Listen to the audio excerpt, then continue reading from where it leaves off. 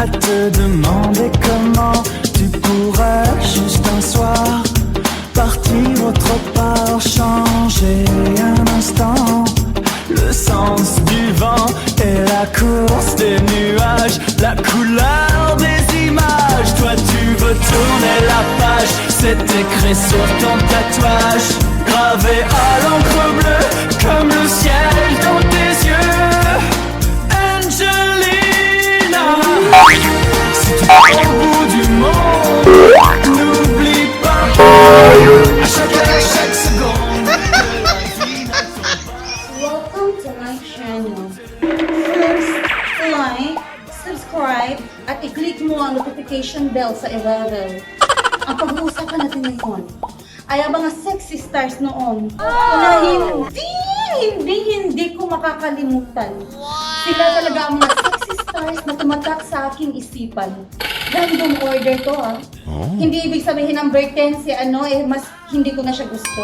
Gusto ko silang lahat. Porte plus tous ces gens qui te regardent comme un mutant et qui changent de trottoir. Number 10, si Rachel Lubangco. Si Rachel Lubangco ay isang sexy actress mula noong 80s hanggang 90s. Una siyang nakilala sa isang patalastas ng San Miguel Beer at binansagang Sibum Girl, batay sa kanta ng Apo Hiking Society na ginamit sa commercial na yon. Mas namayagpag ang kaniyang career nang naging leading star siya sa pelikulang Kokak noong 1989. Kasalukuyan na siyang nakatira sa Boracay ngayon. Isa na rin siyang performer ng fire dance. Tinagurian siyang Queen of Fire Dancing at kasapi ng grupo ng paddling na Boracay Bombshells and Dragons. Number 9, si Glidel Mercado.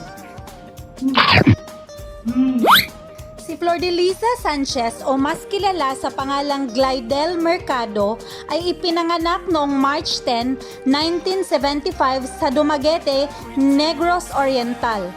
May mga iilan siyang sexy movies katulad ng Ambisyosa noong 1997, Takaw Tukso 1998 at Sidhi kung saang nanalo siya ng Best Supporting Actress noong 1999.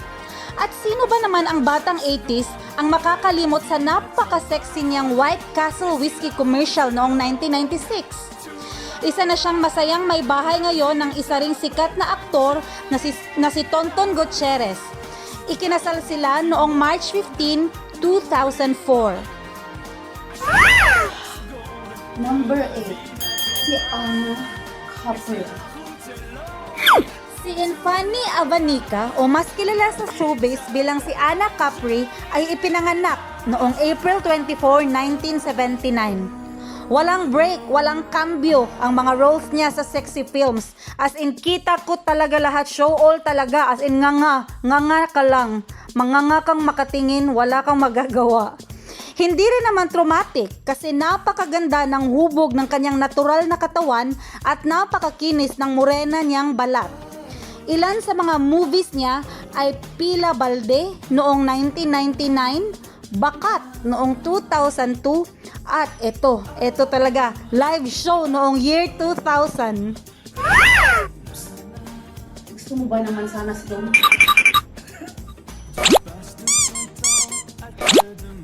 Huling. Agatin mo. Malot mo. Kinagat pa rin mo. Number 7, si Diana Zubir. Si Rosemary Joy Garcia Smith o mas kilala sa pangalang Diana Zubiri ay ipinanganak noong April 15, 1985 sa Bulacan. Na-discover siya noong 15 years old pa lamang siya habang nag-a-apply ng trabaho sa Japan. Mula noon ay nagkaroon na siya ng mga iilang mga sexy roles sa Seiko Films. Mas umingay ang pangalan ni Diana noong October 2002 noong mag-photoshoot siya sa kahabaan ng EDSA Siao flyover para sa FHM. Suot lamang ang two-piece. Nagdulot ito ng kontrobersiya at ang dating mayor ng Mandaluyong ay nag-file ng charges sa kanya. Pero agad din naman itong binawi matapos humingi ng apology si Diana. Ilan sa mga hindi malilimutang sexy movies niya ay Itlog noong 2002, Kasiping noong ding 2002 at Silip noong 2007. Number 6. Si Joyce Herin Reintegrado Igbalik o Joyce Jimenez ay ipinanganak noong March 21, 1978. Lumaki si Joyce sa LA, kung saan siya nag-aaral sa Bishop Amat High School sa La Puente, California. Noong 1996, lumahok si Jimenez sa Miss Taguig Hollywood pageant. Bagaman hindi siya nanalo sa pageant, nasungkit naman niya ang titulong Miss Photogenic. Kilala siya na pantasya ng bayan noong early 2000. Ilan sa mga sexy movies niya ay Warat noong 1999, Scorpion Nights 2 noong 1999 din, at Ang Galing-Galing Mo Babes noong 2002. At isa pa, Masikip, Mainit, Paraisong Parisukak. Hindi ko na ano kung anong taon yan, basta yun na yun. Number 5. Si Rosana Cruz. Si Jennifer Cruz Adriano o mas kilala bilang Rosana Roses o Osang ay ipinanganak noong May 25, 1972. Kilala siya noong early 90s bilang isa sa mga pinakamainit na artista. Siya ay naging talent ng Seiko Films mula 1994 hanggang 1996 na ipinakilala sa una bilang Ana Maceda. Ang kanyang mga hindi malilimutang sexy films ay Machete 2 noong 1994, Patikim ng Pineapple, Patikim ng Pinya noong 1996, at Ligaya ang Itawag Mo Sa'kin noong 1996. Ikinasal na siya ng kanyang partner na si Blessy Arias noong December 10, 2016. Number 4. Si Ina Raimundo. Si Rina Marie Padilla Raimundo o Ina Raimundo ay ipinanganak noong December 9, 1975. Mas lalong dumikit si Ina sa utak ng mga tao noong 1990s nang lumabas siya sa commercial ng San Miguel Beer na Sabado Nights. Noong 1994, lumitaw si Raimundo sa kanyang unang magazine cover sa edad na 18. Pagkatapos ay lumitaw siya na nude on the cover para sa March 2000 issue of People Asia. Naging cover din siya ng isyong November 2015 ng FHM Philippines sa edad na 39 at ng FHM Philippines March 2017 issue sa edad na 41. Ilan sa mga sexy movies niya ay ang Lihim noong 1997, Tuhog noong 2001, at Shame, Bakit Ako Mahihiya noong year 2000. Number 3, si Sunshine Cruz. Si Sunshine Cruz ay ipinanganak noong July 18, 1977.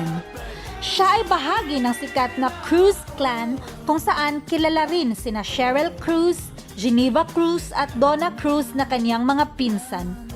Sila ang kinikilalang It Squad noong 1990s. Nakasal si Sunshine sa veteranong aktor na si Cesar Montano noong September 2000 at nagkaroon ng 3 anak na babae dito. Tuluyan na silang naghiwalay ng kanyang esposo noong 2013 at hindi naging maayos ang kanilang paghihiwalay noong una.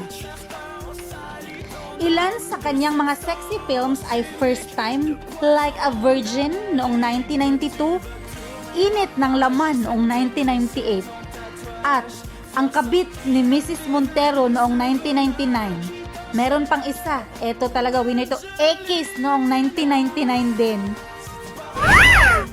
Number 2. Si Cristina Gonzalez. Si Cristina Gonzalez ay ipinanganak noong May 23, 1968 sa Tacloban at may Spanish-British ancestry sa kanyang mother's side. Noong 1993, isang diplomatic affair dubbed the Brunei Beauties. Si Senador Ernesto Maceda na may testimony mula kay Rosana Roses ay nagsasabing mayroong illegal recruitment ng mga Filipina sa Brunei bilang mga entertainers. Nadawit ang pangalan ni Cristina Gonzalez kasama sina Rufa Gutierrez, Vivian Velez, Lea Orosa, Aurora Sibilia, Sheila Israel, Rachel Lubanco, Tiche Agbayani, Maritone Fernandez, at Gretchen Barreto. Chika lang naman yon at hindi napatunayan. Although maraming kumakalat na usap-usapan, Kevs na lang, wala tayong pakialam. Totoo man yun o hindi, choice nila yan. At idol ko pa rin si Manay Kring Kring, no? Kahit ano pang pinagagawa, love na love ko pa rin si Manay Kring Kring. At ang number 1, si Vivian Velez. Si Vivian Velez ay ipinanganak noong May 21, 1968 sa Cebu City. Nagsimula siya sa showbiz noong 1976 nang siya ay 16 years old pa lamang. Kilala siya bilang Miss Body Beautiful sa Philippine movies noong 1980s. Ang ganda ng kanyang katawan ay purot natural, walang halong artificial flavors. Walang retoke kahit sa bahagi. Aray ko. Totoo yan lahat. Original yan. As in, lahat-lahat. Naku, ang ganda talaga nito ni Miss Vivian. At saka, funny pa. Yung isang movie niya na gustong-gusto ko yung funny, yung talagang silang dalawa ni Joey Marquez, yung Bikining Itim. Ang iba pa niyang mga movies na hindi malilimutan ay Bata pa si Isabel noong 1976. Ang babaeng hinugot sa aking tadyang noong 1981, Pieta noong 1983, Paradise Inn noong 1985.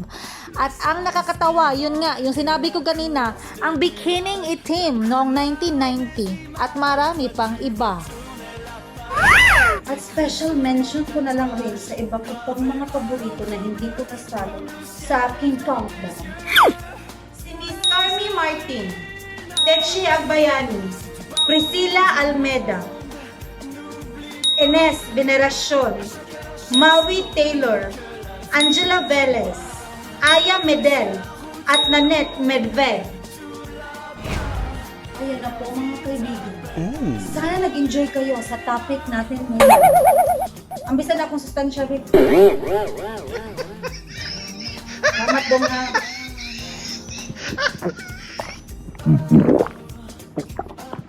Hindi pwede mawala to.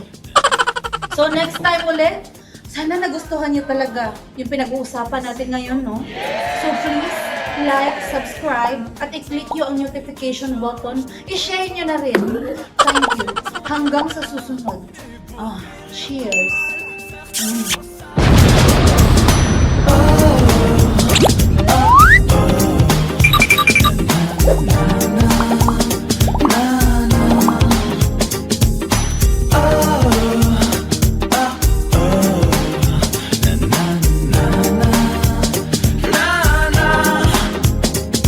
Tu passes tout ton temps à te demander